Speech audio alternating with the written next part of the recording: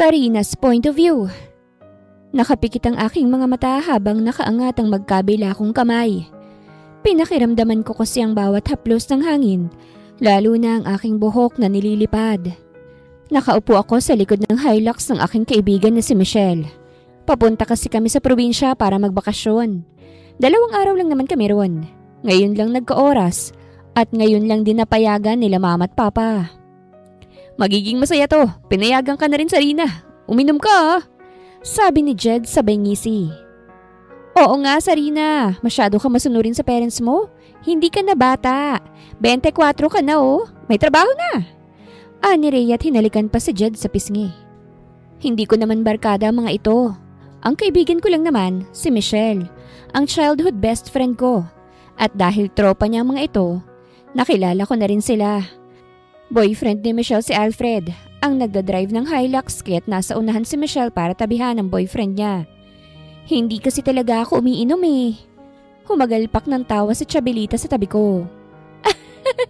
Sus, hindi yan pwede sa amin. Kaibigan mo si Michelle, diba? Dapat katulad ka niya. Wild! Alam mo, nahuli ko yung si Michelle eh. Kabayambang niya si Alfred noon sa isang party. Ikaw, mas maganda ka pa kay Michelle. Pero sobrang mo namang Maria Clara. Ilabas mo ng tunay na ikaw. Mas masaya yun. Tipid lang akong ngumiti at hindi na nagsalita pa. Ayoko naman talagang sumama sa ganito. Pero kasi nagpumilit si Michelle. Hindi siya papayagan ng pamilya niyang gumala, kaya't ginawa niya akong rason. Siyang nagpaalam sa magulang ko kaya't pumayag to. Kaya ngayon, nakasama ako sa gala nila. Welcome to Batuta Beach! Ani Michelle pagdating namin. Lumiit ang mata ko sa sobrang init. Dumating kami sa isang beach na walang katao-tao. Parang kami lang yatang naririto. Bumaba ako sa Hilux at tumulong sa pagkuha ng gamit. Samantalang si Michelle naman, nagiging touchy na sa boyfriend niya. PDA na naman yan dito. Ani Chabelita at binato ng tsinelas ang dalawa. Hoy, mamaya na yan. Tulungan nyo na muna kami sa mga gamit. Sa tent nyo na yan gawin. Tahimik lang akong tumulong. Hindi naman kasi ako makarelate sa kanila kaya't hindi ako nakapagsalita. Iniisip ko lang ang trabaho ko. Nasakripisyo pang 1 araw kong saho dahil hindi ako nakalive. Absent tuloy ako ngayon. Salamat at sumama ka rito ah. Sisiguraduhin ko mag-e-enjoy ka, Sarina. Ani Michelle nang tinulungan niya akong mag-ayos ng tent. Walang anuman, basta uuwi tayo sa araw na sinabi mo ah. Alam mo naman si mama eh.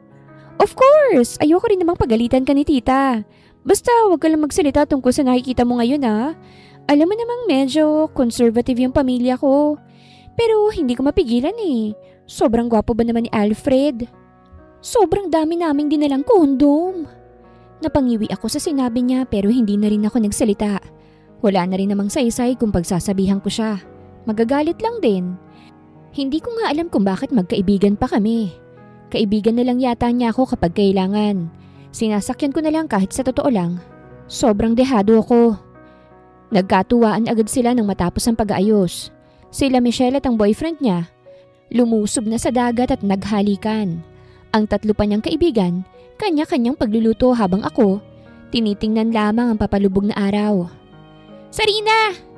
Napalingon ako sa kanila. O bakit? Nagbukas ng bote ng alak si Chabelita at ngumisi sa akin. Alika, inuman tayo. Umiling ako. Kayo na lang, hindi kasi talaga ako umiinom eh. Salamat sa imbitasyon ah. Napasimangot siya at umirap sa akin. Ang KJ mo naman? Napabuntong hininga na lamang ako at napatayo. Pinagpagan ko ang sarili ko at naisipang maglakad-lakad sa dalampasigan. Hey, where are you going? Tanong ni Michelle habang yakap-yakap ang nobyo niya sa dagat. Magpapahangin lang. Anikot nagpatuloy sa paglalakad. You're not drinking? Umiling ako at nagpatuloy sa paglalakad. Hinayaan kong mabasa ng tubig ang aking mga paa. Mabuti na rin sigurong umabsent ako kasi nakalanghap ako ng hangin. Doon kasi sa trabaho, aircon lang ang nalalanghap. Tambak pa ng mga papeles. Pumasok sa isipan ko kung ano na nga bang magiging buhay ko. Tapos na ako sa pag-aaral. May trabaho na rin. Ano pa kayang susunod na mangyayari sa buhay ko? Mabibigyan kaya ako ng pagkakataong umibig? Nawalan na kasi ako ng pag-asa lalo na nang malaman kong may ipagkakasundo ang pamilya ko sa aking lalaki. Makikilala ko raw ang lalaking to sa susunod na buwan dahil uuwi galing Canada. Umabot na ako sa pinakadulo ng beach na ito. May mga rock formations at may kubo rin. Lalapit na sana ako nang may narinig akong boses. "Huwag mo akong isumbong dyan ha, ayoko dyan." "Hindi ka ba naaawa sa mama mo?" "Ba't naman ako maaawa sa kanya? Naawa ba siya sa akin ha? Naawa ba siya na hindi niya ako binigyan ng magandang buhay? Samantalang yung kapatid ko na pinaampun niya. Sigurado ako na masarap ang buhay nun. Sana ako nilang pinaampun niya." "Trixie, ano ka ba?" "Huwag mo akong pigilan, Ran. Kaibigan mo ko kaya suportahan mo ko rito." "Saan ka ba kasi tutungo?" "Kahit saan. Basta lang magiging maganda ang buhay ko." "Sige na, ibababa ko na to. Aalis na ako bukas." "Trixie!" Naputol ang usapan ng binaba ng babae ang tawag. Magpapatuloy na sana ako sa paglalakad nang lumabas ito sa kubo at nagkasalubong kami. Napamura siya nang makita ako at pinagmasdan ako ng tingin.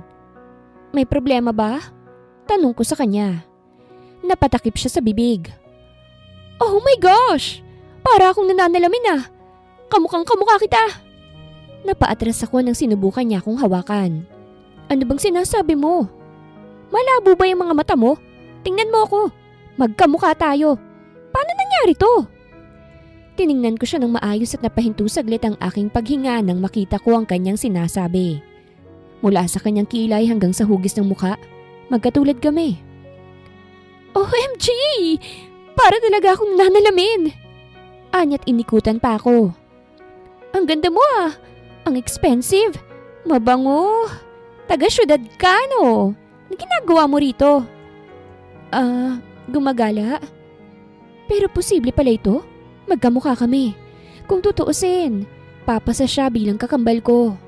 Pero ako lang naman ang anak nila mama at papa. Since birth, ako ang kasama nila. Baka doppelganger. Posible naman yun, di ba? "Gumagala? Ang puti mo. Ganyan siguro ako kaputi kung hindi ako mahirap. Ano bang skincare mo? Pa-share naman." Hindi ko maiwasang mailang. Bukod sa feeling close siya, para rin talaga akong nananalamin. Ang pinagkaiba lang sa amin, medyo may pagkamorena ang kanyang balat. Gawa siguro ng init dito sa probinsya lalo na't malapit sa dagat. Medyo kulot ang kanyang buhok. Mas sexy siyang manamit kesa sa akin kasi sobrang iksi ng shorts niya. Parang makikita na yung panty niya. Mas malaki rin yung boobs niya. Wala naman masyado. Baka aircon ano? Wala kasing aircon sa amin eh. Kung mayaman lang ako, baka kasing ganda mo ko. At mahina pa niyang hinampas ang balikat ko. "Sarina!" Napalingon ako sa tumawag sa pangalan ko. Sumilip din ang babae ng ngiting-ngiti pa. "May mga kasama ka? Aalis kayong syudad? Pwede, pasabay?" Hindi pa. Nagbabakasyon kasi kami." Ani ko saka umatras na.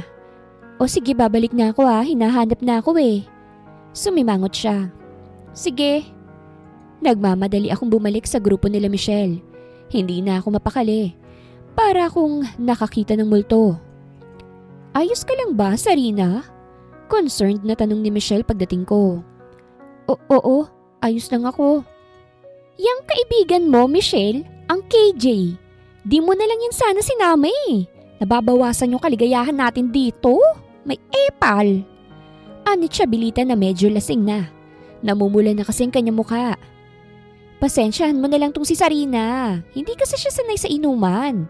At saka dapat magpasalamat tayo sa kanya kasi pinayagan ako, okay?" Tumaas lang ang kilay ko sa sama ng tingin ni Chabilita. Hindi ko nga alam kung paano ito naging kaibigan ni Michelle. Siguro dahil katrabaho niya ngayon. Pero ayoko kasi sa mga ganitong ugali. Kaya hindi na rin ako nagtataka na nasaniban din si Michelle kasi palagi silang magkakasama. Nanatili lang ako sa loob ng tent habang nagkakatuwaan ang lahat sa labas. Nag-message na lang ako sa pamilya ko para hindi sila mag-alala sa akin. At saka uuwi na rin naman bukas. Hindi mawala sa isipan ko ang babae. Napasearch nga ako sa internet kung posible bang may magkamuka. At oo naman daw. Pero ewan ko ba, iba yung feeling ko eh. Uncomfortable ako. Nakatulog ako sa matinding pag-iisip. At nang magising, umagang-umaga na. Bumangon ako at nag-inat. Pagtingin ko sa tabi ko, Tulog mantika pa si Michelle. Napailing na lang ako't lumabas ng tent. Paglabas ko, napangiwi ako nang makitang makalat ang labas. Ang mga walang lamang bote, nagkalat sa buhangin. Pati na rin ang kanilang mga chichirya. Dismayado akong napailing. Hindi man lang marunong maglinis ng kanilang mga kalat. Kaya ang ending ako na lang ang naglinis. Patapos na ako nang magising sila. Naunang lumabas sa tent niya, si Chabelita na napaangat pa ng kilay nang makitang ginagawa ko. Oh, may silbi ka pala.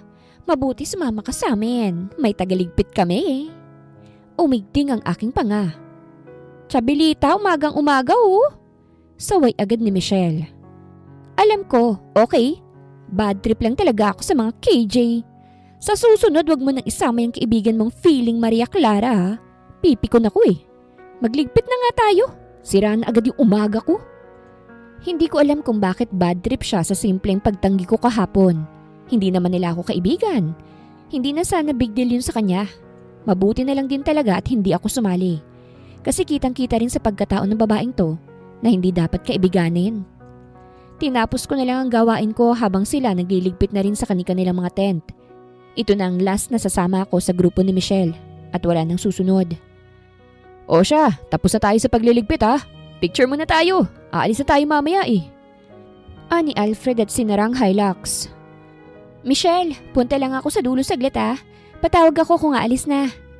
Ngumiti siya sa akin at tumango. O sige, mag-ingat ka ha. Patakbo kong nagtungo muli sa kubo malapit sa malaking bato kung saan ko nakita ang babae kahapon. Gusto ko kasing magtanong kung anong kanyang pangalan. Baka kasi kaanak ko siya at kilala ni Mama. Gusto ko rin siyang isabay sa aming pag-alis para naman makatulong ako kahit papano. Kaso pagtungo ko ron, lalaki ang nakita ko sa may kubo. Isang gwapong binata. Oh, Trixie! Bumalik ka! Pinasadahan niya ako ng tingin. Kanina pa kita hinihintay kasi sabi mo magpapahatid ka sa akin. Ang ganda mo ah. Nag-iba ka yata ngayon ah. Kumunot ang noo ko sa kanya. I'm sorry. Hindi akong babaeng tinutukoy mo. I'm actually looking for her too. Napatakip siya sa kanyang bibig. Manghang-mangha. Grabe! Tutungo lang ng syudad, Inglesera ka na? Huwag mo nga akong binibiro, Trixie. Hindi bagay sa'yo ah. Napatalon pa ako sa gulat ng akbayan niya ako na parabang close kami. Hindi ko sasabihin sa mama mo na tinulungan kitang magpunta ng syudad. Basta, bigyan mo ako ng chicks ha. Siniko ko siya sa tiyan kaya't naalis niya ang kamay sa balikat ko at napayuko. Hindi ako si Trixie.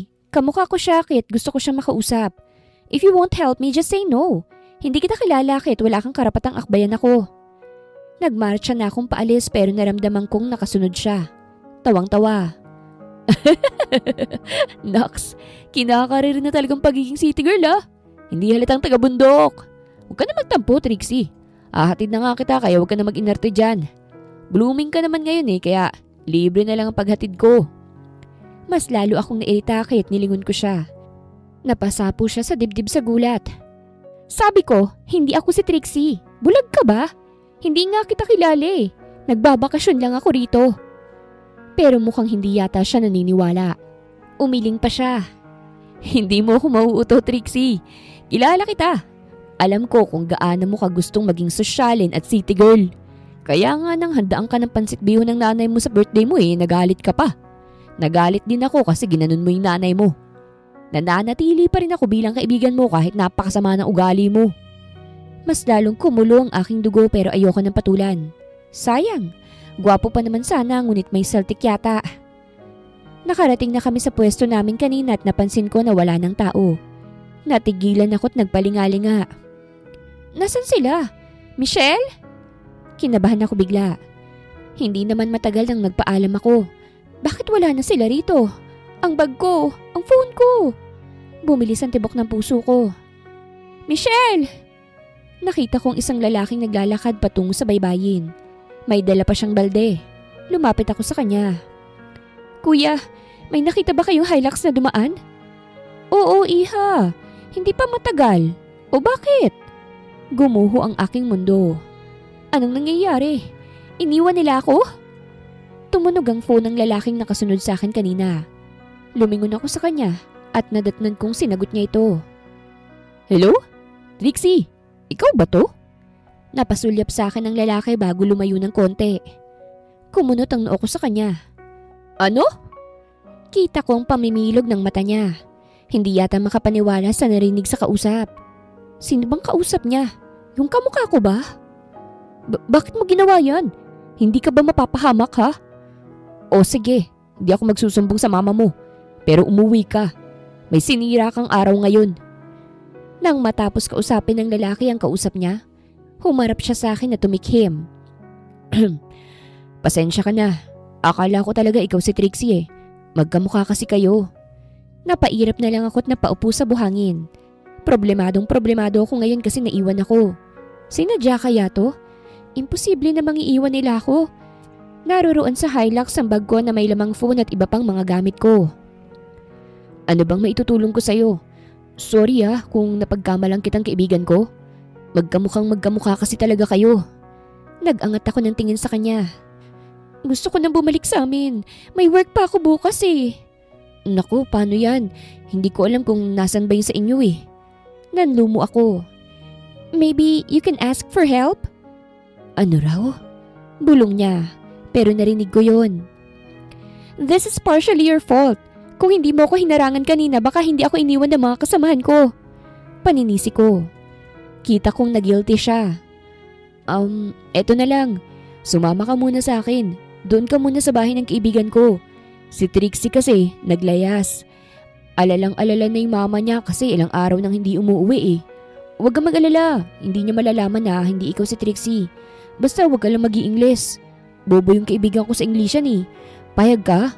Wala na talaga akong ibang matutulong sa'yo eh. Wala akong load kung gusto mong tawagan ng mga kasamahan mo. Kung gusto mo, hatid na lang kita sa pulis para... O sige, tatanggapin ko. But you have to help me after my one night stay sa bahay na yon. Kailangan kong makauwi eh. O sige, andali mo palang kausap. Akala ko mag-iinarte ka pa eh. Tara na. Somehow, curious ako sa babaeng kamukha ko. Para kasing may something. Kaya nga hinanap ko siya para tanungin siya. Baka kaanak ko siya o baka naman pinsan. Sumama na ako sa kanyang pag-uwi. Sumakay kami sa bangka. Sabi niya, ninakaw daw ng kaibigan niya ang kanyang bangkat ginamit para makarating sa baybaying ito. Mabutit nakita pa niya kaya yun ang ginamit namin patungo sa lugar nila. Ran's point of view. Mahigpit na niyakap ni Tia Tina ang babaeng inaakala niyang si Trixie. Sobra itong naluha kasi ilang araw na itong hindi umuuwi. Hindi ko maiwasang makonsensya kasi alam ko na hindi siyang totoong Trixie. Kaya nang tingnan kong babae, kita ko ang pagkabigla niya nang niyakap siya ni Tia. Hindi kasi maipagkakaila na magkamukha talaga sila. Kahit kasi makinis to at mukhang mas disenteng tingnan, hindi pa rin mahahalata. Hanggang ngayon ay gulat pa rin ako. Kung may pagkakaiba man sila ni Trixie, siguro sa pananamit at pananalita. Englisherang babaeng to. Sobrang malinis sa sarili at mukhang sosyalin. Yung kaibigan kong si Trixie, basta gulera. Sobrang sakit manalita at pangarap talaga niyang yumaman. Kaya naninibaguhan ako na may kamukha siya tapos iba ang pag-uugali. Anak, huwag mo nang uulitin yon, please. Pasensya ka na kung hindi ako naging mabuting ina sa'yo, ha? Hindi ko kayang mag-isa. Ikaw na lang ang meron ako. Napatingin muli ang babae sa akin. Tinanguan ko lang siya para siya nang gumawa ng paraan kung papaanong sumagot. Yes po. Napabuga ko ng hangin. May niluto ako ngayon, yung paborito mong shrimp. I'm sorry po pero I'm allergic to shrimp. Natahimik ang paligid. Ha? Diba? Paborito mo yun? Nagluto pa naman ako para sa'yo. Agad akong lumapit kay Tia. Baka ayaw niya lang kumain sa ngayon, Tia. Pero huwag ka mag-alala, kakain po ako. Sa akin lumipat ang atensyon ni Tia Tina. Salamat talaga, iho ha. Binalik mong anak ko rito. Asahan mong susuklian kong kabutihan mo. Napakabuti mong binata. Wala po yun, Tia. Kaibigan ko po si Trixie. Kaya't iuuwi ko talaga siya rito. May diin sa sinabi ko. Nasa tabi ako ng babaeng ito na ang pangalan pala ay Sarina. Nang nasa hapagkainan na kami. Hindi ko naman kita sa kanyang pagmumukha ang pandidiri.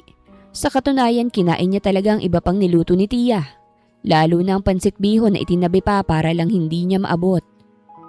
Saan ka nga pala nanatili, anak? Gumanda ka yata ngayon ah. Bigla kang kuminis at bahagyang pumuti. Ani Tia sa gitna ng pagkain. Aw! Naisigaw ko yun ang tapakan ni Sarina pa ako kaya't napatingin ako sa kanya.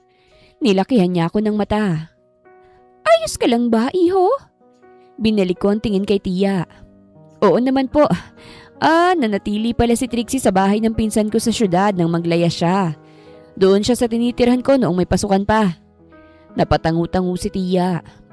Kaya naman pala, nakakaganda siguro talagang syudad kasi gusto mo doon tumire. Huwag kang mag-alala anak. Kapag naibenta ang lupain, papayagan na kitang sa syudad para doon ka na manirahan. Pasensya na kung hindi ko pa rin maibigay ang gusto mo ha. Sobrang hirap kasi anak eh. Kumirot ang puso ko sa hindi malamang dahilan. Kung sana ang totoong Trixie ang makakarinig nito para naman malaman niya kahit mahirap. Mahal siya ng magulang niya. Kaso ang babaeng to ang nakarinig. Baka wala lang to sa kanya. Matapos ang kainan, nangako ako sa dalaga na bibisitahin ko siya bukas. Kaya't kailangan niya na munang pakisamahan si Tia sa bahay. Pagdating ko sa bahay namin, tinawagan ko agad si Trixie. Ran! Oh my gosh! Trixie, mag-usap nga tayo. Anikot na kapamewang. Oh my gosh, Ran! Ang ganda ng buhay ng Sarina na yun. Sosyal ako rito, Ran. Bumalik ka na rito, Trixie. Hindi yan tama yung ginagawa mo.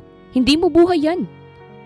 Gosh! Sobrang serious mo naman. Ngayon na nga lang ako nakaranas ng ganitong buhay eh. Ni hindi nga nagtatakang pamilya niya na iba ng kasama nila. Pati yung mga kasamahan niya nang sumakay ako sa Hilux, hindi nagtaka. Baka kapatid ko talaga siya, Ran.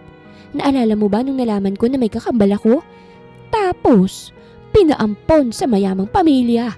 Baka siya na yun. Hindi tayo sigurado dyan, Trixie. Tigilan mo na yan hanggat maaga pa. Uuwi ang babaeng yan dyan sa bahay. Huwag mo munang pauwiin, please. Oh my gosh, ang sarap ng buhay ko dito. Aircon ang kwarto ko dito. May mga maids ako at may sarili pa akong kotse. Oh my gosh, ito yung pangarap ko, Ran. Hindi mo ba kayang maging masaya sa simpleng buhay na meron ka? Nag-aalala na yung mama mo sa'yo. Kaibigan ba talaga kita, Ran? Alam mong matagal ko na itong pangarap at sigurado ako nakakambal kong babaeng yan. Kaya dyan lang siya. Dapat niyang maranasan ang hirap na dinanas ko dyan.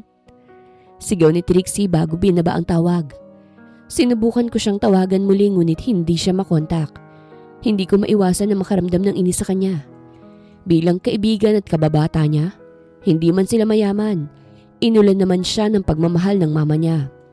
Swerte siya kasi yung iba, ibinibigay ang lahat ng gusto ngunit hindi ang pagmamahal.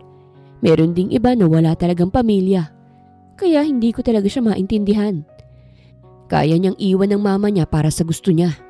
Nagawa niya pang manloko ng tao kahit napunta siya sa posisyon niya ngayon. Kinabukasan, nagtungo ako sa bahay nila Tia Tina. Pagpasok ko sa bahay, nadatnan ko siyang inaasikaso ang kanyang inaakalang si Trixie sa hapagkainan. It's okay lang po. Kaya ko naman eh. Sabay na po tayong kumain. Ani Sarina. Okay lang sa'yo, anak? Bakit naman po hindi pwede? This is your house naman po, diba? Natigilan si Tia. Bago pa man siya makapag-isip ng kung ano-ano, lumapit na ako at nagmano. Magandang umaga, Tia. Ay, magandang umaga rin sa'yo, Ran. Kumain ka na. Sumabay ka na kay Trixie kumain. Tapos na po akong kumain eh. Ipagpapaalam ko lang po sana si Trixie. May pupuntahan ako tapos isasama ko po siya. Babalik din po agad kami ngayong hapon. Talaga? Anak, babalik ka ha? Kita ko ang lungkot sa mukha ni Sarina. Opo, babalik po ako. O siya, ihahanda ko ng gamit mo para wala kang makalimutan sa lakad yun ni Ran. Pag alis ni Tia, tumabi ako kay Sarina. What are you planning to do? Nakakaawa naman siya. Di, ibalik ka sa inyo, tapos ibalik ang kaibigan ko rito. Ani ko. Alam mo kung nasan ang kaibigan mo? Nakagat ko ang ibabang labi ko. Hindi ko na talaga kayang takpan pa si Trixie. Nasa inyo. Namilog ang kanyang mga mata. What? Ginamit niya na magkamukha kayo. Hindi ka iniwan ng kasamahan mo. Sadyang siguro, akala lang nila, ikaw yung sumakay dun sa sasakyan nila. Sumakay si Trixie. Sa sasakyan mo sana. Nalungkot ang kanyang muka. Pasensya ka na talaga sa ginawa ng kaibigan ko Bilang sorry sa kanyang ginawa, sasamahan kita sa inyo para makauwi ka na. Tumango siya. O sige. Nagtagal ang tingin ko sa kanya nang tinapos niya ang kinakain niya. Maganda talaga siya. Kung si Trixie to, baka hindi ko siya tititigan kasi magkaibigan lang talaga kami. Pero ang dalagang to, matitigilan ka talaga. Bukod sa maganda, mabait rin. Hindi rin maarte sa pagkain kasi kinain nga niya ang tinapay na halos hangin na lang ang laman. Siguro high standard ito. Hindi pasadong isang katulad ko kung susubukan ko. Si Trixie na hindi mayaman, gusto ngang foreigner. Eto pa kaya na laking mayaman talaga? May dumi ba ako sa mukha? Natauhan ako nang bigla siyang nagsalita. Hindi ko na malayang natagalan pala ang pagtitig ko sa kanya. Tumikim ako't nag-iwas ng tingin. Wala naman. Tapusin mo na yung kinakain mo. Maghihintay ako sa iyo sa sala. Sarina's point of view. Hindi mawala sa isip kong sinabi ni Ran patungkol sa kaibigan niyang si Trixie na kamukha ko. Mukhang mautak din to dahil mula nang malaman at makita na magkamukha kami, kinuha niyang oportunidad na agawin ang buhay ko. Hindi ko alam kung ano bang naging buhay niya ron. Sa sobrang identical namin, sigurado akong hindi magdududa ang pamilya ko. At hindi kaya nakukonsensyang babaeng yun? Kay bait ng mama niya. Habang niyayakap ako kagabi bago matulog, paulit-ulit pang nangihingi ng sorry sa buhay na hindi niya maibigay. Hindi ko maiwasang masaktan para sa kanya. Mahal na mahal siya ng kanyang mama. Kahit simple lang, ramdam ko ito kaya't hindi ko maintindihan na may katulad pala niyang kayang iwan ng kanyang ina para lang sa gusto niyang buhay. Ngunit hindi ko rin siya pwedeng husgahan agad kasi wala naman akong alam tungkol sa kung ano bang takbo ng buhay niya. Kasi ako, kahit mayaman ang magulang ko, hindi ako pinalaking spoiled brat. Sa katunayan, tinuturuan nila ako kung papaano mag-ipon, maging responsable, at tinuruan nila ako na ang mga gusto ko dapat pinaghihirapan. Kahit nga pagtatrabaho ko sa kumpanya nagsimula rin ako sa pinakamababang posisyon at doon pa lang, kontento na ako. Wala ka bang kapatid o nawawalang kapatid? Tanong ni Ran sa gitna ng biyahe ng bus. Umiling ako. Unika iha ko. Malapit nang mag-40 ang mama ko nang pinanganak ako sa mundong ito. Kaya nang makita ko si Trixie sa unang pagkakataon, na-curious ako kasi magkamukha talaga kami. Alam mo, nagsimulang ganyang ugali ng kaibigan ko nang malaman niyang may kakambal pala siya. Umawang ang labi ko. Ha? Sikreto lang sana ng nanay niya yun, pero nalaman niya at biglang nagrebelde. May kakambal kasi yan siya, pero pinaampon kalalabas pa lang kasi hindi na kayang buhayin ni Tia. Nalaman din kasi na pinaampon ng kakambal niya sa mayamang pamilya, kaya doon nagsimulang inggit ni Trixie. Kinabahan ako bigla. At akala niya ako ang kakambal niya? Siguro, kaya niya yun nagawa. Pero hindi naman siya sigurado. Walang patunay na kambal ka nga niya. Ikaw na nga nagsabi na nag-iisa ka lang anak ng nanay at tatay mo, di ba? Natahimik ako. Hindi ko kailanman napagdudahan ang sarili ko sa pamilya ko. Mahal nila ako at lahat ay gagawin para sa akin. Kapag nga maikasal ako sa nakapangako sa akin, mahahatian nga ako ng kayamanan nila. Kaya bakit pa ako magdududa? Hindi naman ako nabuhay na pinabayaan. Sobrang alaga ako noon pa man. Kaya hindi ko tanggap na may balak umagaw sa buhay ko ngayon. Dahil lang sa ayaw niya sa buhay niya. Pagdating namin sa syudad, dumiretso kami sa bahay. Gate pa lang, binati na ako ng guards ngunit pinigilang makapasok ng isang staff. Bawal kang pumasok, ma'am. Kumunot ang noo ko. Ha? Ako to, si Sarina. Nagkatinginan silang dalawa bago muli akong tiningnan. Pasensya na, ma'am. Hindi talaga pwede. Nandito si Ma'am Sarina sa loob. Nasaan sila mama at papa? Kailangan niyo akong papasukin kasi may impostor sa loob. Wala ho rito sila ma'am at sir. Nagpunta sa abroad kagabi. Nagulat ako ron. Umalis sila mama at papa? Tiningnan ko muli sila. Can you just let me in? Ako to, si Sarina. And I'm telling you na impostor ang nagpapahayahay dyan sa loob. O di kaya tawagin yung nagpapanggap na Sarina at iharap nyo sa akin. Nagmamadali naman sila sa gusto kong mangyari kasi nagalit na ako. At dahil kamukha ako ng impostor sa loob, litong-lito na sila. Kumalma ka muna. Munti ko na ngang makalimutang may kasama pala ako. Paano ako kakalma? Saktong wala pang magulang ko ngayon tapos ayaw kong papasukin sa sarili kong bahay? Nagmamadaling bumalik ang mga staff. Umiling sila sa akin. Pasensya na ho, ma'am. Sabi po ni Miss Sarina hindi kanya kilala para ipakita ang sarili niya. Hindi niyo ba talaga ako papapasukin? Ako ang tunay na Sarina. Pasensya na po, ma'am.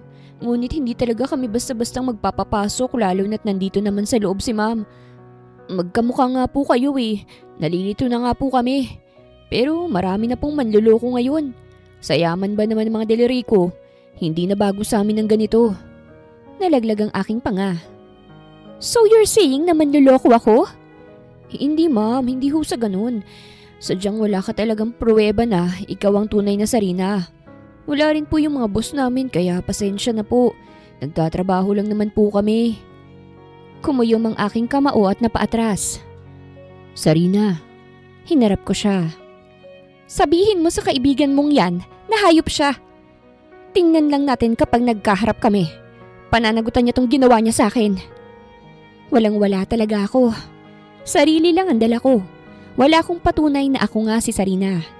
Nang sinubukan kong tawagan ng parents ko, hindi sinasagot kasi hindi naman numero ko. Wala rin silang social media kaya't hindi ko talaga alam kung anong gagawin. Nang magtungo ako sa kumpanya, hindi ako pinapapasok kasi walang ID. Kahit anak ako ng may-ari, hindi pa rin ako exempted kaya't mas lalo akong na-frustrate. Kasi may trabaho pa ako ngunit nang dahil sa babaeng yun, masisira pa yatang lahat. Hindi ko rin tumaisumbong sa pulis kasi may posibilidad na ako pang mabaliktad. Saan ako pupunta nito? Napakamot siran sa kanyang ulo. Bumalik na lang muna tayo sa probinsya. Pag-uwi ng parents mo, saka ka bumalik. Kailangan ko rin talagang iuwi si Trixie eh.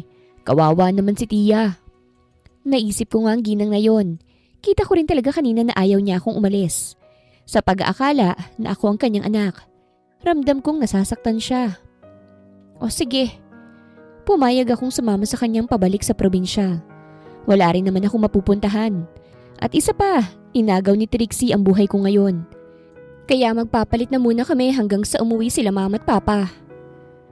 Magandang gabi po, Tia Tina. Napatayo mula sa kanyang pagkakaupo sa sala ang ginang na si Tia Tina nang dumating kami. Hindi pa nga ako nakapagsalita. Hinawakan niya na agad ako sa kamay. Anak, mabutit bumalik ka. Nag-enjoy ka ba sa lakad niyo? Napakalambing ng kanyang boses. Parang nakakawala ng lungkot. Oo po, nag-enjoy po ako. Alika, sabay na tayong kumain. Ran, dito ka na rin kumain, ha? O sige po. Hindi na rin naman ako lugi. Kahit wala ako sa amin, hindi naman ako pinababayaan. Masakit pa rin sa akin na hindi ako nakabalik sa amin. Pero kahit ganon, may tahanan pa rin naman ako. Kasama ko si Ran, ang close friend ng Trixie na yon. Baka mabore ka rito Pwede ka namang sumama sa akin. Yun ang bungad sa akin ni Ran nang bumisita siya sa bahay. Suot ko ng damit ngayon ni Trixie na bumagay naman sa akin. Ako na lang mag-isa ngayon dahil nagpaalam si Tia Tina na pupunta siya sa isang kaibigan. Saan ka ba pupunta? Pupunta sa karagatan, mangingisda. Gusto mo bang sumama? Hindi ako marunong lumangoy eh. Ililigtas naman kita kung tataob tayo. Tara! Sumama ako sa kanya sa pangingisda. Nang nasa baybayin kami, lumapit pa sa amin ang kakilala niya. Uy Ran, isasama mo si Trixie? Akala ko ba ayaw niyan kasi iitim daw siya. Napangiwi ako sa narinig. Okay lang naman. I'm alone and I have nothing to do. Natahimik ang lalaki. Tila nagulat pa yata. Pre, may nakain ba yung kaibigan mo? Anya kay Ran na tinatanggal ng lubid sa bangka. Kumain lang ng almusal. Akala ko pagmumurahin ako eh. Bumait ka yata. Ang galing mo na mag-Ingles Gumanda ka tuloy sa paningin ko. Agad siyang binatukan ni Ran. Umalis ka na nga dito, Roy. Sus, nambabakod ka! Ngumisi ang lalaki sa akin bago nagtungo sa kanyang sariling bangka. Wag mo nang pansinin yun. Ayaw ni Trixie dun eh. Palaging pinagmumumura kapag nakikita. Ganun ba? Hindi pala sumasama si Trixie sa'yo eh. Bakit mo ko isasama? Natigilan siya. At saka hindi ko siya pwedeng gayahin hanggat nandito ako. Lalo na't ganun pala kasama ang ugali niya. Hindi naman ikaw si Trixie. Kaya gusto kitang isama. Para hanggat nandito ka, hindi mo maisip ang nangyari sa'yo. Temporaryo lang naman to, Miss Sarina. Kaya sana, wag mong dibdibin ang nangyari sa'yo. Naglahad siya ng kamay. Tara na? Tiningnan ko ang kanyang kamay bago ko ito tinanggap at inalalayan niya akong makaupo sa bangka niya. Naramdaman ko ang panlalamig ko kasi first time kong sumama sa pangingisda at ang init pa. Mahina akong napasinghap nang lagyan niya ang ulo ko ng sombrero at nagkatinginan kami. Mainit kasi. At saka ito, sunblock. Hindi to branded pero kaya na yan para hindi masira yung balat mo. Maputi pa naman. Natouch naman ako sa kanyang ginawa. Tinanggap ko ang sunblock niya at nilagyan ng aking balat. Salamat. Let's go? Pinaandar na niya ang kanyang makina saka lumayag na kami. Ngayon ko palang naranasan ng ganito. Sa syudad kasi, kadalasang nakikita ko ay mga buildings. Dito, mga natural na mga tanawin sa mundo. Nang nasa gitna na kami, huminto ang bangka niya saka tumayo siya. Napaangat ako ng tingin sa kanya. Diyan ka lang, ibababa ko lang tong lambat. Ganito ba ang pamumuhay mo? Tanong ko sa kanya. Sideline. Nag-aaral pa ako kaso bakasyon ngayon eh. Umawang ang aking labi. Nag-aaral ka pa? Oo. Mas bata ka pala sa akin? Nasabi ko na lang.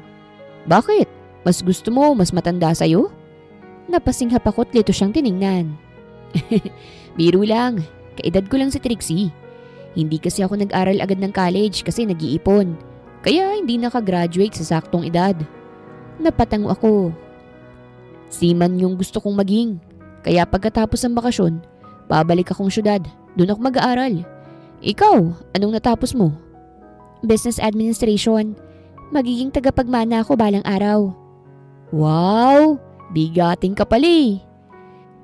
Pero makukuha ko lang din yung posisyon na gusto ko kapag ipapakasal ako sa nakatadhana sa akin. Natigilan siya. Ha? Nakatadhana akong ikasal. Arranged marriage. Hindi ko pa nga nakikita eh. Uuwi pa siya ng Pilipinas.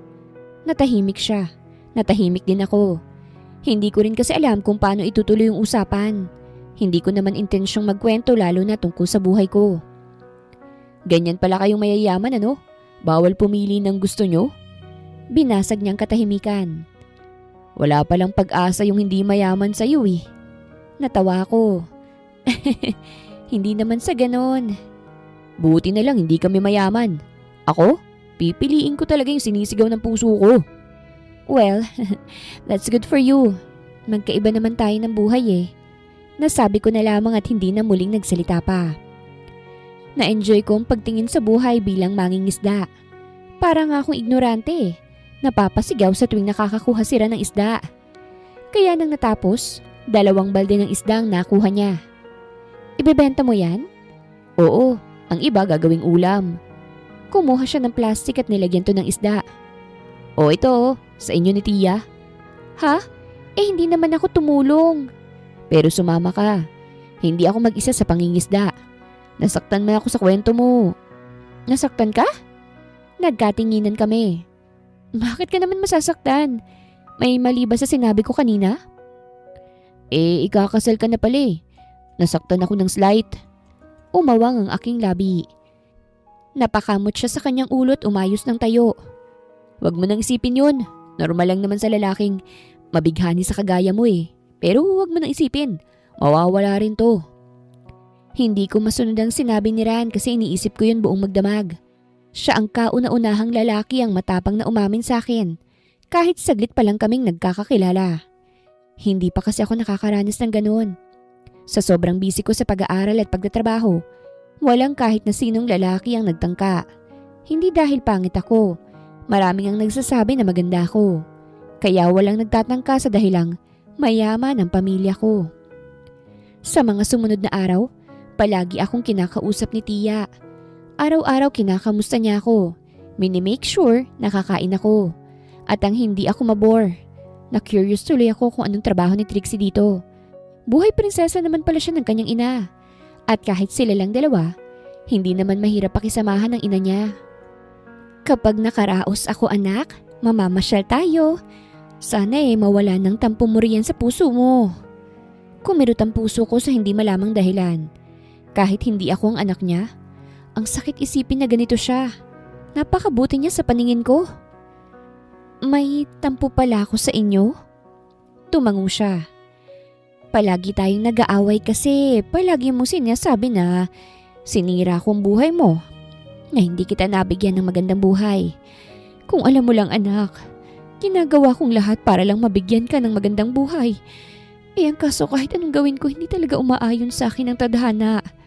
Palagi mong sinasabi na sana. Gaya ng kakambal mo, pinaampo na lang din kita para gumandang buhay mo. Hindi ko kaya yun anak. Kung kaya ko nga lang talaga noon Kung hindi namatay ang papa mo noong buntis pa ako, hindi ko bibitawan ng kakambal mo. Sabay ko kayong aalagaan. Hindi ko maiwasang maluha.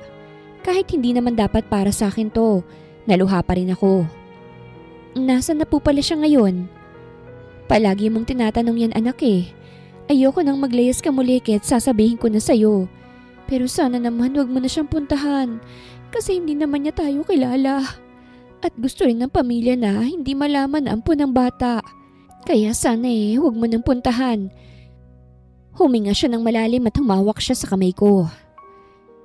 Pinaampon ko ang kakambal mo sa mga daliri ko.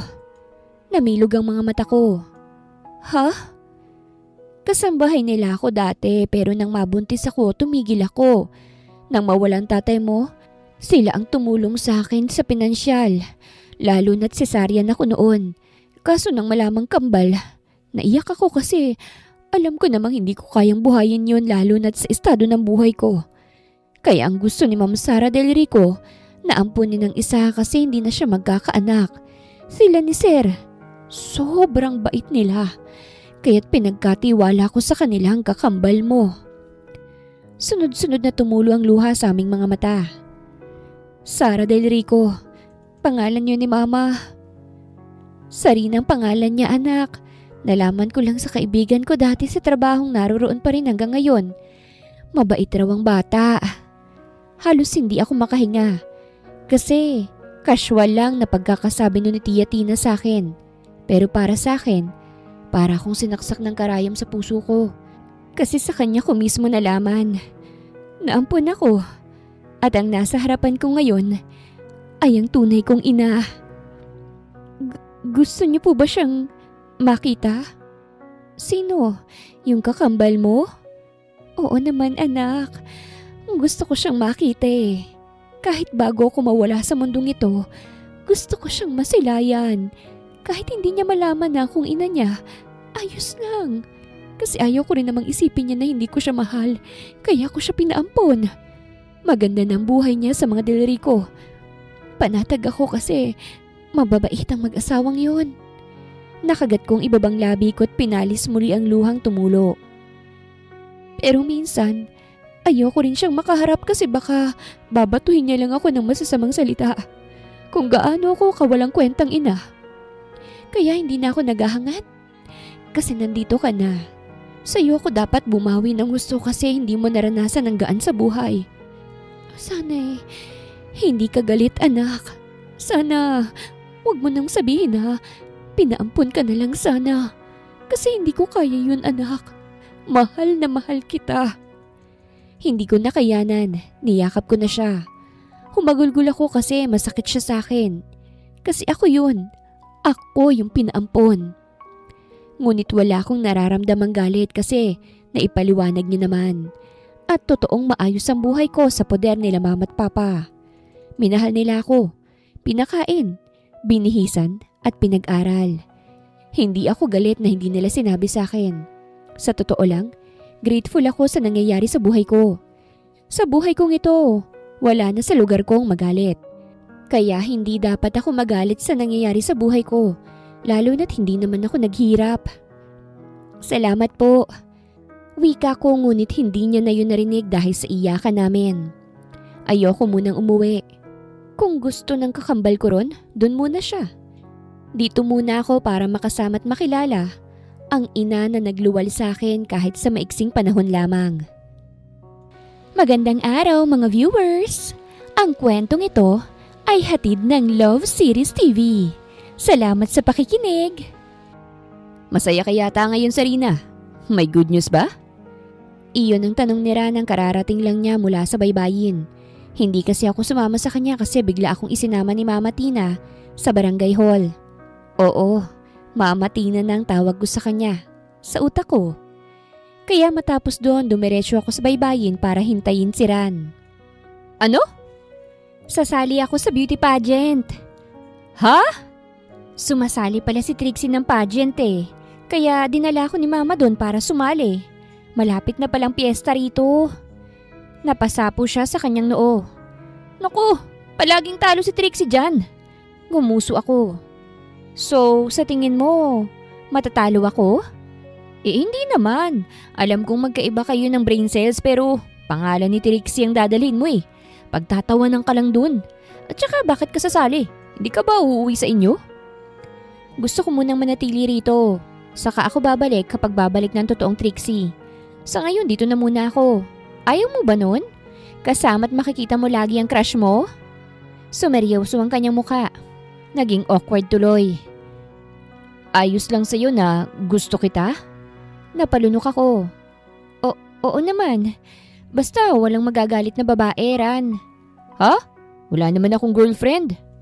Di si Trixie. Kaibigan lang kami noon.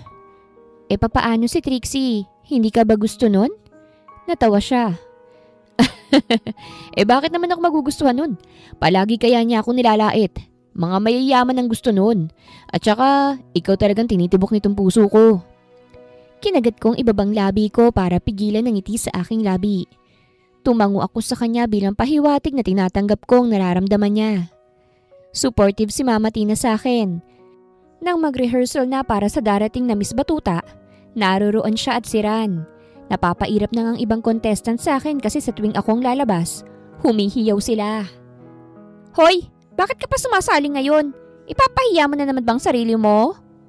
Yun ang wika sa akin ng isang babae na may malaking nguso nang lapitan niya ako sa backstage. Pangatlong araw na ito ng practice pero ramdam kong init niya sa akin. Hindi, bakit ko naman ipapahiya ang sarili ko? Kasi iyon ka. Hindi ka na talaga nadala last year nung nadapa ka ha? Tapos hindi ka pa nakasagot sa question and answer. Umangat ang kilay ko dahil masyadong arugante ang babaeng to. May sinasabi ba na bawal akong sumali ulit? At kung mapapahiya ako, hindi naman ikaw si Trixie kaya't bakit big deal sa'yo? Sinasabi ko lang. Well, mind your own business.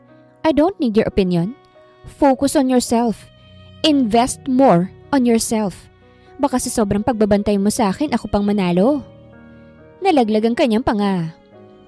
Next, candidate number 6. Tumayo na ako. Good luck. At rumampa na ako sa stage bilang practice.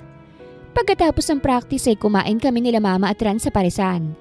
Masayang-masaya kami nagkakwentuhan. Ikinuwento ko nga sa kanila ang tungkol kanina sa backstage at tinawanan pa nila. Hayaan mo na yang si Paula anak. Talunan din naman yun eh. Kahit anumang mangyari, proud na proud ako sa'yo. Napatingin ako kay Ran. Ran, may phone ka bang dala? Oo, bakit? Selfie tayong tatlo. Kapag may phone na ako, isend mo sa akin ha. Nawala ba ang cellphone mo anak? Napatingin ako kay Mama. Oo ma, pasensya na. Ayos lang, ibibili nilang ulit kita kapag may pera ha. Nag-picture taking nga kami sa Parisan at dahil nag-offer pa ang staff doon, nakunan kaming tatlo. Sa pagkakataong to, parang blessing in disguise ang nangyari sa akin. Napunta ako rito para makilala ang mga taong ito.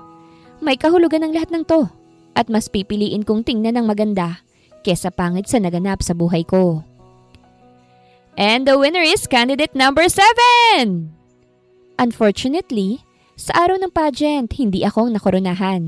Hindi naman masakit to para sa akin kasi hindi naman talaga ako sumasali sa ganito. Pero ang makitang ngumingiti sila Mama at Ran habang pinanonood ako, sapat na sa akin yon. Nanalo ang babaeng kaaway ko noong nakaraan sa backstage kasi kakilala niya palang judge.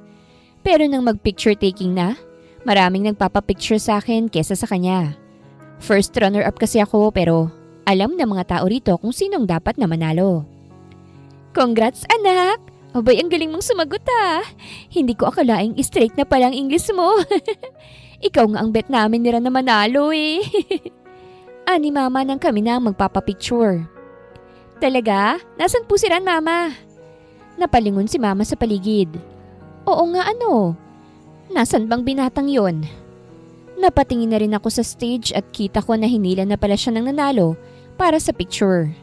Bumagsak ang balikat ko sa nakita. Sobrang laki ng ngiti ng panalo kahit luto. At hindi lang corona ang gusto niyang masungkit. Pati na rin si Ran. Nagtagalan tingin ko sa kanila. Hindi ko na nagawang ngumitit alam ko kung bakit. Nagsiselos ako kahit wala akong kahit na anong karapatan. Unang beses ko itong naramdaman buong buhay ko. Nang napalingon sa banda namin si Ran, napawi ang ngiti niya. Tipid lang ako ngumitit nag-iwas ng tingin. Sa gilid ng mata ko, kita ko ang paglapit niya. Pasensya na, hinila kasi ako ni Paula eh. Congrats! Ikaw pa rin ang panalo sa amin. Salamat. Hindi na ako nagsalita pagkatapos. Kahit ramdam ko na gusto niya akong kausapin. Parang wala na ako sa mood para gawin yun. Ran's point of view. Hindi ako makatulog matapos ang pageant. Hindi ko nga naibigay ang bulaklak na para sana kay Sarina dahil hinila ako ni Paula. Tingin ko nga nainis siya sa akin eh. Tumunog ang phone ko sa gitna ng gabi at nang tingnan ko kung sino ito. Si Trixie to. Bumangon ako para sagutin ang kanyang tawag. Hello Trixie. Ran, ano yun? Sumali ang impostor ko dyan sa pageant? At close sila ni Mama? Bumuntong hininga ako. Hindi alam ng nanay mo na hindi siya si Trixie. Kailan mo ba ititigil to? Nag-e-enjoy ako rito eh, pero hindi ko gusto yung mga nakikita ko riyan. Close talaga sila ni Mama? Kaya nga, kung ayaw mo ng ganun, umuwi ka na rito. Hindi pa nga pwede. Alam mo, Ran, nagugustuhan ko na rito. Kahit na ako lang mag-isa rito kasi nasa ibang bansa pala yung may-ari. Prinsesa ako dito, no? Kaso nga lang, boba ako sa English. Tahimik lang ako palagi. Di nga ako pumpasok sa trabaho ng babaeng yan. Ewan ko sa'yo, kung ayaw mong umuwi, wag na. Masaya naman kami rito kahit papano. Hindi na stress ang mama mo kasi hindi naman pasaway ang pumalit sa'yo. Hindi ko mapigilang sabihin yon. So mas kampi ka na sa babaeng yon? Bahala ka na sa buhay mo, Trixie. Anikot binaba ang tawag. Tawag pa rin ang tawag si Trixie ngunit hindi ko na siya sinasagot. Wala nang saysay kung sasagutin ko ang tawag niya. Matigas ang kanyang ulo. Matigas din ang puso niya. Kaya manigas siya ron sa kinaroroonan niya. Naglakas loob ako na magtungo sa bahay ni Tia Tina kinabukasan. Dalang bulaklak na hindi ko na ibigay. Nadatnan ko agad si Tiyang nagwawalis at nang makita ko, huminto siya. Ran! Magandang umaga! Naparito ka! At, uy! Ano yan, ha? Uminit ang mukha ko sa patuksong tono ni Tia Tina. Binitawan niya ang walis niya at pumasok sa loob para tawagin ang anak niya. Anak! Nandito nang manliligaw mo! Muntik na akong mawala ng hininga sa sinabing yun ni Tia Tina. Manliligaw? Oo, dalit! Nasa labas! Pero wala naman po kung... Hindi na natapos ni Sarina ang kanyang balak sabihin nang makita ko. Kita ko na natigilan siya't napatingin sa dala ko. Maiwan ko na muna kayo! Nakangiting wika ni Tia Tina at iniwan nga kami. Naglakas loob akong lumapit sa kanya kahit ramdam kong sinusungitan niya ako. Pasensya na kagabi hindi ko sinasadya yun. Lalapit naman sana ako sa'yo kaso nahila ako. Hindi ko na ibigay kagabi kaya sana tanggapin mo. Kinabahan pa ako dahil baka hindi niya tanggapin. Hindi ko kasi mabasa ang kanyang muka. Ang hirap hulaan. Liligawan mo ko? Namilog ang aking mga mata sa tanong niya. Kung pwede sana. Napasubo ako ron. Bumuntong hininga siya at tinanggap ang hawak ko. O sige, hahayaan kitang manligaw ngunit Saka lang kita sasagutin kung babalik na ang totoong Trixie dito. Hahayaan mo kong manligaw sa'yo ngunit ikakasal ka, di ba? Pwede ko namang tanggihan yun, Anya. At kung deserving ka talagang sagutin, tatanggihan ko talaga yun. Tumango ako at nagkaroon ng kumpiyansa sa sarili. O sige, ipapakita ko sa'yo kung gaano kita kagusto. Sisiguraduhin ko na hindi ka magsisisi sa akin. Napadalas ang pagkikita namin sa isa't isa mula nang pumayag siyang ligawan siya. Gusto ko pa siyang makilala bilang si Sarina. Mula nang siyang pumalit kay Trixie sa bahay, walang araw na hindi ko nakikita si Tia Tina nang umingiti. Napakwento nga siya sa akin na nagbago na ang kanyang anak dahil super close na sila. Nalungkot ako ron kasi hindi si Trixie ang kasama niya. Hindi nagbago si Trixie at mukhang wala nang balak bumalik rito.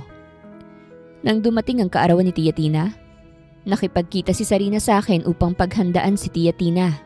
Sinangla niya pang kwintas para makabili siya ng pagkain panghanda at regalo na rin sa tinuturing niyang nanay. Ano kayang gusto niya? Tanong ni Sarina sa akin nang nagtungo kami sa department store. Wala akong masyadong alam eh. Masaya naman si Tia Tina sa kahit na ano, Sarina. Makasama ka lang niya, ayos na siya doon. Talaga? Humigpit ang hawak ko sa kanyang kamay. Oo, bonus na lang ang regalo. Para na kaming magjowa sa kinikilos namin. May pa-holding hands na para bang wala na kaming paki sa paligid namin. Uy, naka-holding hands ah. Sinasabi ko na nga ba eh. Kayo talaga ni Trixie? Arte-arte pa nitong babaeng to noon. Anang kakilala ko nang pauwi na kami. Hindi na lang namin to pinansin at nagpatuloy na sa paglalakad dala ang aming mga binili. Excited na ako para sa birthday niya. Sana magustuhan niya talagang regalong to. Ani Sarina sa akin nang papalapit na kami sa bahay. Magugustuhan niya yan. Ani ko sa kanya. Hindi na mapawi-pawi ang ngiti namin dahil sa gusto naming mangyari ngayong araw. Ito ang unang pagkakataon na magkakaroon ng maraming pagkain sa birthday ni Tia. Si Trixie kasi, hindi ma-effort sa birthday ng kanyang ina. Kahit hindi niya tunay na ina si Tia Tina, nag-effort pa rin siya. Ngunit pagdating namin sa bahay, napawi pareho ang aming mga ngiti nang makitang umiiyak si Tia Tina, habang kaharap ang isang babaeng hindi namin inaasahan na uuwi. Pagtingin ni Tia sa amin, napatayo siya mula sa kanyang pagkakaupo. Sobrang laki ng kanyang mga mata. Anong ibig sabihin nito? Napatingin na rin sa amin si Trixie, at ang una niyang napansin na yung pagkakahawak kamay namin ni Sarina. Umigting ang kanyang panga. Mukhang na-enjoy mo na yata ang pagiging ako, Miss Sarina. Nakuha mo ng loob ng aking ina at naagaw mo na rin si Ran. Hindi ko nakasalanan yun, Miss Trixie. Ikaw ang unang nang agaw. Na-enjoy mo nga rin yata ang buhay ko roon sa amin eh. Pumagit na bigla si Tia Tina. Teka, ano bang sinasabi ninyo? Sino si Trixie? Bakit dalawa kayo? Itinuro ni Trixie si Sarina. Ang babaeng yan. Siya ang kakambal ko na may marangyang buhay. Inagaw ko ang buhay niya, Mama. Masaya ka na? Ano? Masaya ako, Miss Trixie. Kasi nakasama ko kahit sandali ang babaeng nagluwal sa akin. Dahil sa ginawa mo, na-enjoy ko ang buhay ko rito. Binitawan ni Sarina ang kamay ko at lumapit kay Tia Tina na litong-lito na. Happy birthday, Mama. Pasensya na po kung nalinlang kayo. Hindi ko sinasadya na lokohin kayo. Masaya po akong nakasama ka kahit saglit lang. Hindi po ako si Trixie. Ako po si Sarina. Nanginig ang buong katawan ni Tia Tina at napatakip sa kanyang bibig. Bago pa mahawakan ni Sarina ang kamay ni Tia, lumapit na si Trixie at pinagdamot to. Nandito na ako. Umalis ka na. Salamat sa mga linggong nasa bahay mo ko ha. Napagtanto ko na masaya pala rito. Umalis ka na. Di mo kami pamilya. Naiyak na rin si Sarina. Huwag mong sabihin yan, Trixie. Isa ka paran. Pagputol sa akin ni Trixie. Pinagpalit mo ako sa babaeng yan? Kaibigan kita pero tinalikuran mo ako para sa kanya. Hindi sa ganun. Maling-mali ang ginawa mo in the first place. Pwede kang makasuhan sa ginawa mo ah. O subukan niya. Ang sarap ng buhay ng babaeng yan tapos kami rito gumagapang sa hirap. Umalis ka na, girl. Bumalik ka na sa perfect life mo. Ibinaba ni Sarina ang ibibigay niya sanang regalo at saka umatras. Pasensya na po talaga. Aalis na po ako. Tatalikod na sana si Sarina nang pigilan siya ni Tia. Sandali! Nagkaharap silang dalawa. Buhos na buhos ang luha ni Tia Tina. Ibig sabihin ba nito? Ikaw yung nasabihan ko ng lahat. Kaya pala ibang iba ka. Kasi ikaw si Sarina.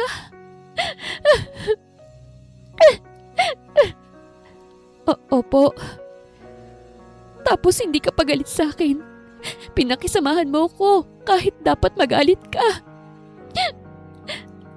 Hindi po ako galit. Desisyon niyo po yun. At hindi naman po ako napariwara. Maraming salamat din po dahil nilabas niyo ako sa mundong ito. Hindi niyo pa rin na pinag-guide sa akin ang mundo kahit hirap na hirap kayo. Ang daming drama! Umalis ka na! Itinulak ni Trixie si Sarina kahit napaatras to. Humawak ako sa balikat ni Sarina upang hindi siya matumba. Sarina! Tinanggal niya ang kamay ko sa balikat niya at umiling siya sa akin. I'm sorry, Ran. Ayoko na. Umawang ang labi ko nang lumabas siya kaya't sinundan ko siya. Sarina, sandali! Mag-usap na muna tayo. Uuwi na ako sa amin, Ran. At ano? Pakakasalan mo yung para sa'yo? Paano naman ako? Huminto siya kaya't nakalapit ako. Gusto kong abutin ang kanyang mukha para pawiin ang kanyang luha. Ngunit hindi ko nagawa kasi ayaw niyang magpahawak. Natakot agad ako ron. Pwede ka namang bumalik ng hindi susuko, di ba? Hindi pa nga tayo pero... Ran! Sabay kaming napalingon ni Sarina kay Trixie. Huwag mo na yung pigilan. Alam na ng magulang niyan tungkol dito. Kaya nga ako umuwi kasi pinaalis nila ako at ibalik ko raw si Sarina. Bitawan mo na yan. Wala kang makukuha sa babaeng yan. Huwag mong pangarapin ang mayaman, Ran. Hinila ako ni Trixie palayo kay Sarina. Umalis ka na! Tsupe! Salamat sa lahat. Yun lang ang nasabi ni Sarina bago siya tuluyang umalis. Lumabo ang aking mga mata dahil sa mga luhang namuo. Gusto ko siyang sundan ngunit alam ko rin na wala akong magagawa. Sa pagkakataong to, ang tanging nagawa ko lang ay ang tingnan ng kanyang likod hanggang sa nawala siya sa aking paningin. Sarina's point of view. Sermon ang inabot ko kay mama at papa nang makabalik ako. Pati ang mga kasambahay at guards hindi nakaligtas sa galit nila. Wala akong ibang ginawa kung hindi ang tanggapin yun kasi may pagkakamali rin naman ako. Hindi ko akalaing hinayaan mong mangyari to habang wala kami. Nag-angat ako ng tingin sa kanila. Sinubukan ko naman pong makabalik ngunit hindi ako pinaniwalaan, Mama. Sabi ng babaeng yun, nasa kanila ka. Baka ginusto mo ron kaya't ayaw mo nang bumalik. Natigilan ako. Ginusto ko ba ron? Ilang taon naming tinatago ang katotohanan kasi mangyayari ito. Iiwan mo kami. Hindi ko kayo iiwan, Mama. Kayong pamilya ko. Siguro kaya natagalan ako dun kasi gusto ko rin namang makilala yung taong nagluwal sa akin sa mundong to. Masama po ba yun? Natahimik sila. Ngayon ko lang po nalaman na ampun pala ako. Ngunit hindi naman ako nagalit Sa katunayan, masaya po ako sa inyo ako napunta, Mama. Hindi niyo ako pinabayaan. Hindi naman sadyang lahat ng to. Nangyari to lahat kasi may dahilan, Mama. Huwag niyo naman po sanang ipagkait sa akin yun. Now, what can you say about that girl na nagpapanggap na ikaw? Alam mo ba kung ano ikinuwento ng mga kasambahay, ha? Kung gaanong kasama ang ugali. Napauwi nga kami ng maaga mula sa business trip namin sa abroad kasi nag-report na sa amin ng kumpanya tungkol sa kapabayaan mo. Akala ko ikaw yun. Muntik na kaming maloko. Yung card mo, siyang gumagamit. Kung nakita mo kung ano mga pinagbibili niya. Babayaran ko na lang po yun, Mama. Pagputol ko sa kanya. Ang mahalaga po, nandito na ako, di ba? Dito na ulit ako. Kasalanan ko na naging pabaya ako pero wag mo na po sana silang idamay. Kasalanan ko naman pong lahat. Masakit sa akin ang umuwi ng hindi maayos. Hindi ko man lang nabigyan ng magandang birthday ang biological mom ko. At hindi na rin kami natuloy ni Ran sa pag-ibig na bubuuin sana namin. Ngunit kahit ganon, grateful pa rin ako kasi nakilala ko siya. Kung hanggang memorya ko na lang siya, babaunin ko yun hanggang sa pagtanda. Balik sa normal ang lahat sa akin. Naghanda na rin ako kasi kikitain ko na ang mapapangasawa ko. Masakit sa akin na mangyayari to ngayong may laman na ang puso ko. Parang gusto kong umatras pero alam ko rin na hindi na pwede. Nice to meet you, Richard. Fresh from Canada, huh? Ani mama nang dumating na ang lalaking ipagkakasundo sa akin. Isa siyang Canadian na may duguring Pinoy.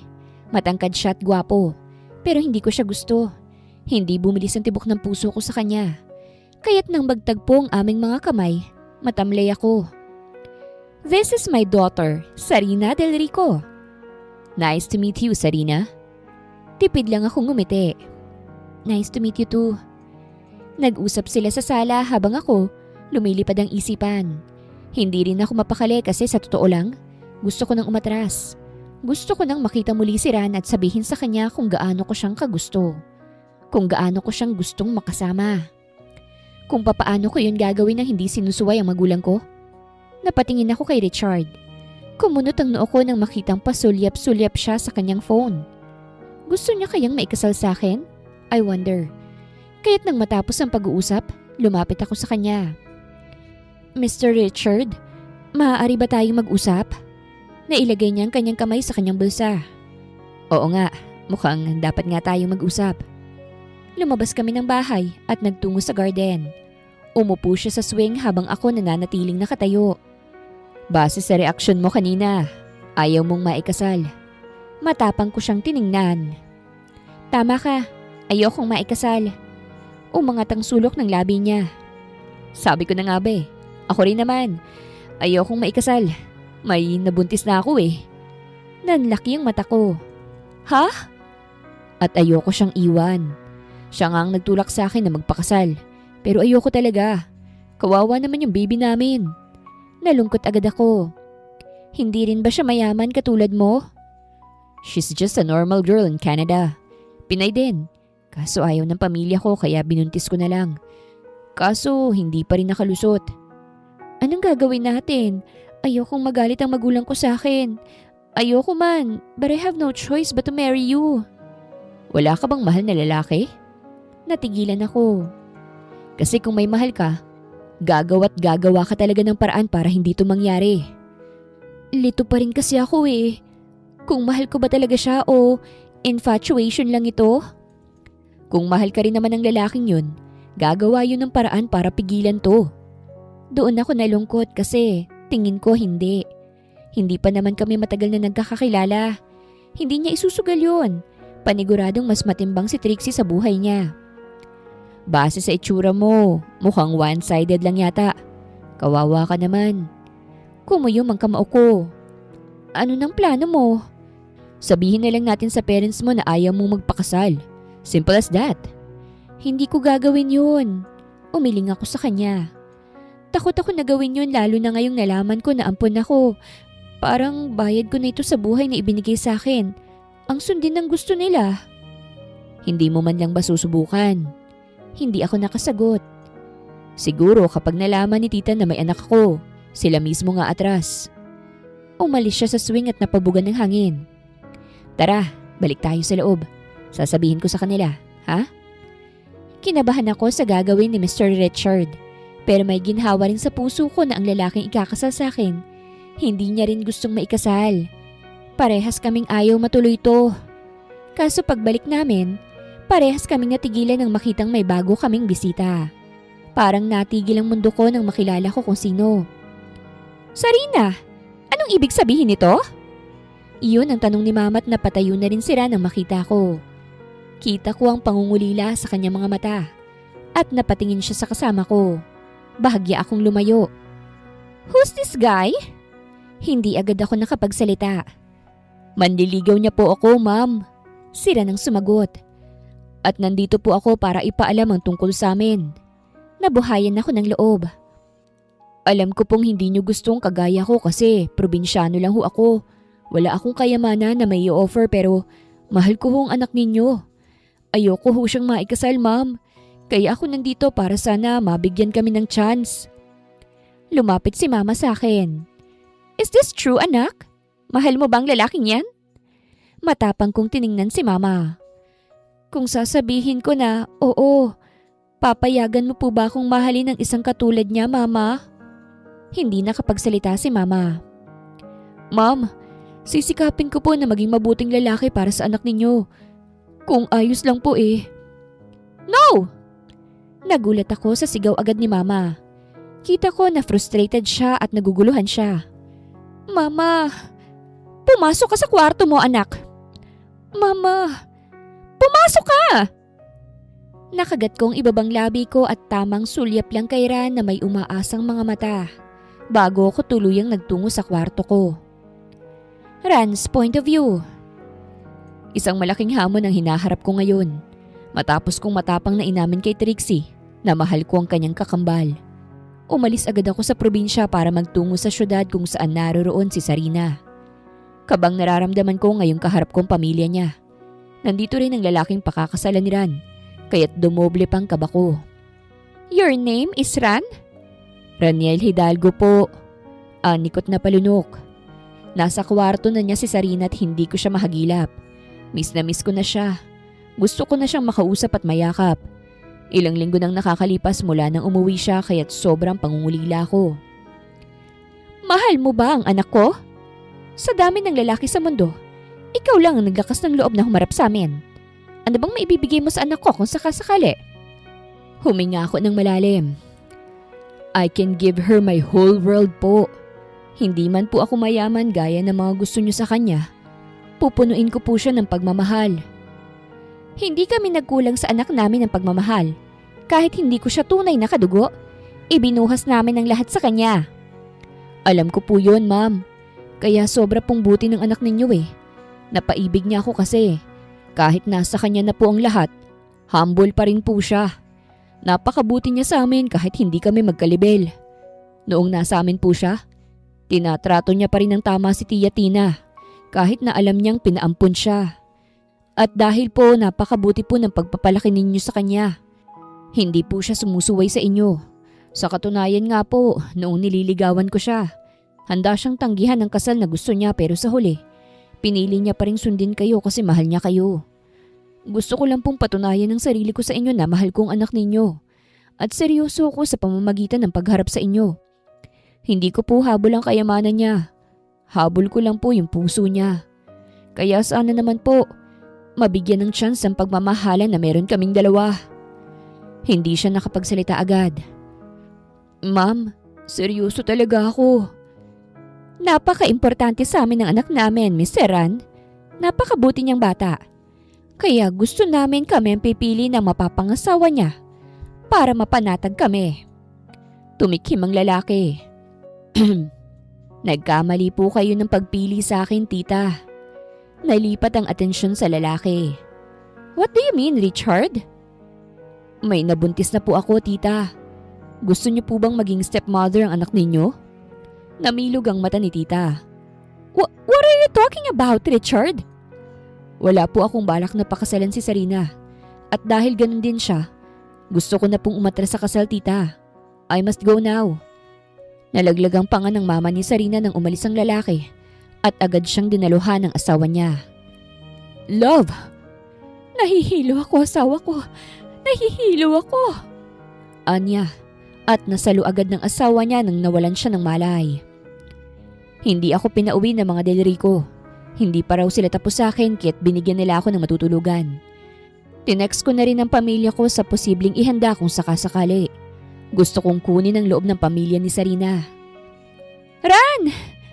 Napatayo ako mula sa pagkakaupo sa kama nang makita kong pumasok si Sarina sa kwarto ko. Mabilis siyang lumapit para yakapin ako. Sarina! Bakit nandito ka pa? May gagawin bang pamilya ko sa'yo? Nag-aalala ang kanyang mga mata. Hindi ko alam eh, pero masaya ako na makita kita muli.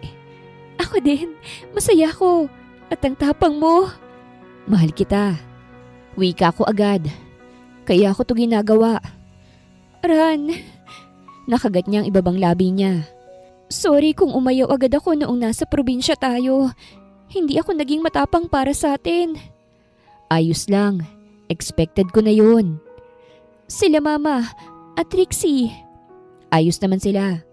Si Tia Tina, namimiss ka na. Medyo nagkaayos na rin sila ni Trixie. Bumawi rin siya. Napagtanto niya na hindi niya kayang mawalang nanay niya. Nagselo siya na makitang masaya si Tia Tina sa'yo. Hindi nagsalita si Sarina kaya't hinawakan ko ang kamay niya. Huwag kang mag-alala. Pwede mo naman siyang makita muli eh. Pero sa ngayon, gusto ko munang ipaglaban ang pagmamahal ko sa'yo. Kahit na hindi pa tayo. Napatingin siya sa akin. Nangako pa naman ako na sasagutin kita pag uwi ko. Hinawakan ko ang kanyang muka. Kaya ko namang maghintay, Sarina. Nakaramdam ako ng tensyon. Gusto ko tuloy siyang halikan.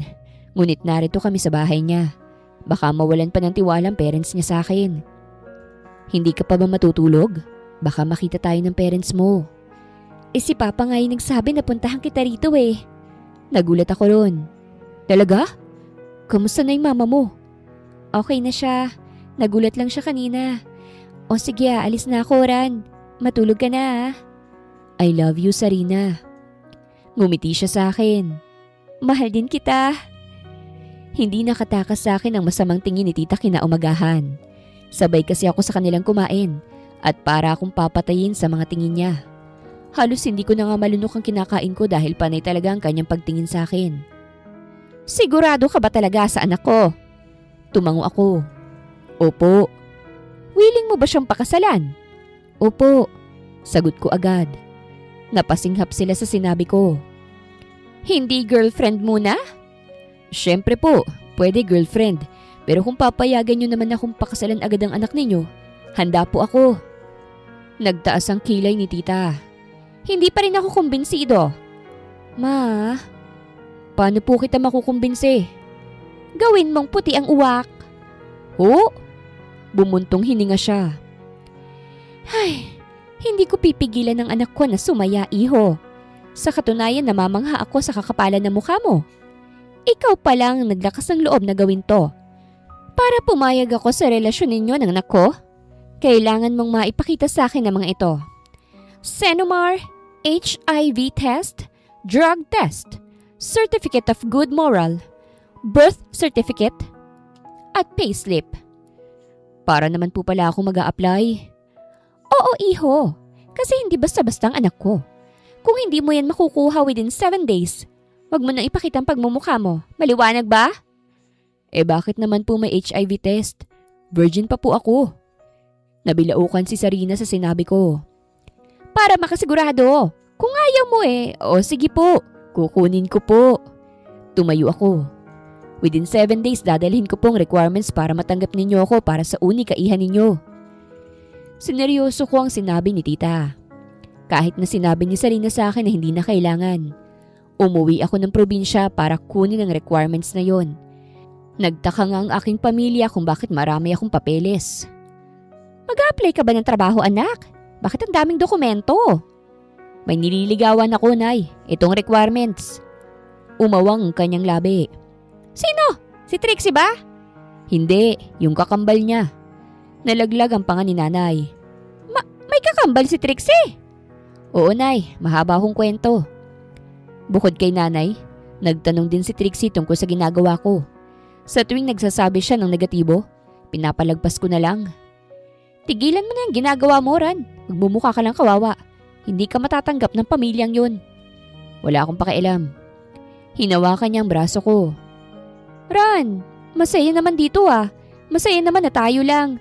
Bakit kailangan mo pang ma-inlove sa babaeng yun? Nangyari na at dapat mong tanggapin yun. Kung hindi mo sana ginawa yun, hindi mangyayari to. Pero salamat sa'yo, Trixie. Kita ko ang sakit sa kanyang mga mata. Alam ko ang mga tingin na yun. Pero hindi ko talaga siya masusuklian. Kasi iba nang nasa puso ko. Sorry, Trixie. Hindi talaga. Tumulo ang luha sa kanyang mga mata. Alam ko sa sarili ko na hindi pa ako enough para kay Sarina. Lalo na sa estado ng buhay niya. Pero pinakita ko sa pamilya niya kung gaano ako kaseryoso. Wala pang 7 days. Nilapagan ko na sila ng mga requirements na gusto niyang makuha at gulat na gulat sila. Ayan na pong lahat. Confident kong sabi. Tiningnan ni Tita mga papeles na nakakunot ang noo. Kinakabahan din ako habang pasulyap-sulyap kay Sarina. Nagaya ko, kinakabahan din. O sige, okay na to. Nabuhayan ako ng loob. So, okay na po? Hindi. Napawi ang aking ngiti. May iba pa akong ipagagawa sa'yo, kaya't humanda ka. Sa Rina's point of view. Madalas nang nandito si Ran ngunit hindi ko rin siya nakahagilap dahil kadalasan niyang kausap si Mama na may pinapagawa pa sa kanya. Hindi naman naging malupit si Mama kay Ran. Sa katunayan welcome na siya rito. Kaso hindi ko alam kung anong iniisip ni Mama kung kaya't nandito pa rin ang kaba. Malapit na rin ang kaarawan ko. Pinaalala yun ng aking katrabaho sa opisina. Doon pa lang nalungkot na ako. Kasi gusto ko sa kaarawan ko, maayos ng lahat ng ito. Miss ko na rin si Mama Tina. At kung pwede lang, gusto ko siyang makita muli. At pati na rin ang kakambal ko. Gusto ko siyang makasundo. Anak, kami ang magpaplano sa birthday mo. Dahil 25 ka na, marami kaming sorpresa sa'yo. Yun ang sabi ni Mama. Salamat po, Mama. Tipid lang akong ngumiti. Hindi ka ba masaya? Masaya po ko. Sa katunayan, hindi ko na nga po maipaliwanag kung gaano akong nagpapasalamat sa inyo, Mama, na binigyan niyo ako ng magandang buhay. Niyakap ako ni Mama at hinaplos ang aking likuran. I love you, anak. Lahat ng ginagawa namin para sa'yo. Grande nga ang aking birthday. Nang sukatan ako para sa gown ko, doon ko napag-alaman na magarbo nga. Gusto ko tuloy itanong kay Mama kung pwede ko bang imbitahan si Mama Tina. Kaso ayoko rin naman ng gulo. Kaya tikom na lang ako. Ano bang ipapagawa ni Mama sa'yo? Nasa birthday ba kita? Tanong ko kay Ran nang mahagilap ko siya. Kinabahan ako kasi dala na niya ang bag niya at ilang araw na lang birthday ko na. Uuwi na ako sa amin sa Rina. Kumirot ang puso ko. Anong ibig mong sabihin? Susukuan mo na ako? Pasensya na. Lumabas na siya ng bahay kaya't sinundan ko siya. Ran! Sandali! Tumigil siya at binalingan ako. Hindi kita sinukuan. Sadyang natauhan lang ako. Hindi ko talaga kayang maabot ang isang katulad mo. Iyak ako ng iyak nang pumasok ako sa kwarto ko. Hindi ko tanggap ang biglaang pagsuko ni Ran. Confident ako na lalambot din si Mama kasi nakita niya naman kung gaano siya kaseryoso sa akin. Pero malapit na ang birthday ko tapos sinukuan ako. Kaya't nang dumating ang kaarawan ko, wala akong gana sa lahat. Pero hindi ko yun pinapahalata dahil ayokong masayang ang ginastos ng magulang ko sa birthday na ito. Nandito lahat ang mga empleyado sa kumpanya at ilan pang kakilala ng pamilya ko. Lahat sila masaya sa kaarawan ko ngunit ako, hindi. Maraming lumapit sa akin para batiin ako pero mabigat ang puso ko. Wala si Ran, kaya naiiyak ako. Anak, napatingin ako sa mga magulang ko. Emosyonal ang kanilang mga mata at niyakap nila ako. Masaya kami ng papa mo na dumating ka sa buhay namin. Hindi mo alam kung gaano mo kaming napasaya sa presensya mo. Kahit hindi ka namin tunay na anak, minahal ka namin na parang amin. Ngayon ay may ireregalo ko sa iyo at sana magustuhan mo, anak ko. May tiningnan siya kaya't napatingin ako. Umawang ang labi ko kasabay ng pangingilid ng aking mga luha. Nang makita ko, si Mama Tina na naluluhang patungo sa akin. Anak! Hinawakan niya ang aking mga kamay. Happy birthday, anak! Mama! Yumakap ako ng mahigpit sa kanya. Nagpunta ka! Kinuha ako ni Ran. Napakalas ako sa kanyang yakap. Nandito po si Ran? Oo, ang sabi niya, ang mama mo raw ang nag-imbita sa amin. Nasaan po si Ran? Nagpalingaling ako at nakita ko ang bagong dating na lalaki na may magandang kasuotan at may hawak siyang bulaklak. Tumabi sila Mama Tina at ang mga magulang ko nang papalapit na si Ran. Parang nag-slow motion ang aking mundo, kasabay ng pagbilis ng tibok ng puso ko. Kasabay din ng pagtugtog ng mahina ngunit malambing na musika. Ran! Happy birthday, Sarina. Sorry kung nasabi ko yun nung nakaraan ha. Scripted lang yun para sorpresahin ka sa araw na ito. Pinayagan na ako ng magulang mo na maging tayo. Maaari na ba kitang maging girlfriend? Sinasagot na agad kita, Ran. Napangiti siya saka ibinigay sa akin ang bulaklak. Pagkatapos, hinapit niya ang aking bewang para tuluyang ilapit sa kanya. Mahal kita. Masasabi ko na ito ang pinakamagandang nangyari sa birthday ko. Malaki ang pasasalamat ko sa pamilya ko na pinayagan akong makita si Mama Tina at payagan akong makarelasyon si Ran. Bukod dito, nagkaayos na kami ni Trixie. Humingi siya ng sorry sa akin at sa pamilya ko dahil sa kanyang ginawa at nanghingi ng second chance para makilala ko. Hindi naman ako pusong bato upang hindi siya pagbigyan kaya't pumayag ako. Gusto ko rin naman siyang makilala kasi kakambal ko siya. Nasa poder pa rin naman ako ng mga taong umampun sa akin pero binigyan nila ako ng kalayaan para makabisita sa babaeng nagluwal sa akin sa mundong ito. Buo ng pagkatao ko. Sa edad na 25, nakamtan ko ang kasiyahan na gusto kong matamo. Malinaw na sa akin ang buong pagkatao ko. Nagkaroon ako ng mapagmahal na boyfriend at pinagkatiwala rin sa akin ng mga magulang kong kumpanya. At alam ko rin na may dahilan kung bakit nangyari ito. May dahilan kung bakit nagpalit kami ni Trixie at nakilala ko si Ran. Umabot din ng ilang taon ang relasyon namin ni Ran. Bilang jowa niya, hindi ko kailanman pinaramdam sa kanya ang pagkukulang niya. Nang sumampa na siya sa barko kasi seaman siya, naghanap siya ng paraan para lang mag-work pa rin ang relasyon namin. At matapos ang 5 years relationship, pinakasalan niya ako sa simbahan. Tayo pa rin talaga sa huli ang happy ending, Sarina. Kahit ilang taon ang nakalipas, presko pa rin ang pagmamahal ko sa'yo. Ganon din ako, Ran. Napangiti kami sa isa't isa sa reception. Kiss! Kiss! Sambit ni Trixie habang nakaakbay sa kanya ang foreigner na boyfriend niya. Tinapik nila ang baso gamit ang kutsara kaya't gumawa ito ng ingay. Kiss! Sambit ng iba. Nagkatinginan kami ni Ran at ibinigay ang request ng mga bisita. Wakas!